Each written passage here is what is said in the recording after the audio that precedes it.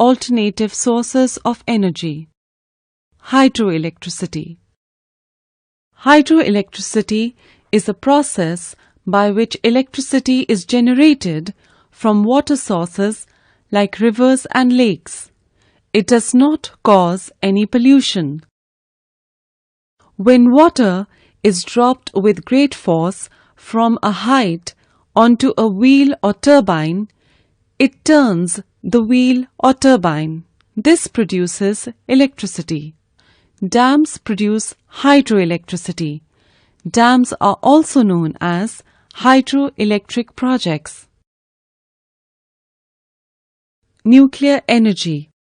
Nuclear energy or atomic energy is produced by splitting an atom.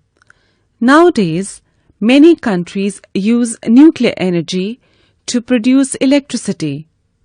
Nuclear energy is not easy to use. Solar energy. The energy we get from the sun is called solar energy. It is widely used in solar cookers, solar heaters, etc. Biogas.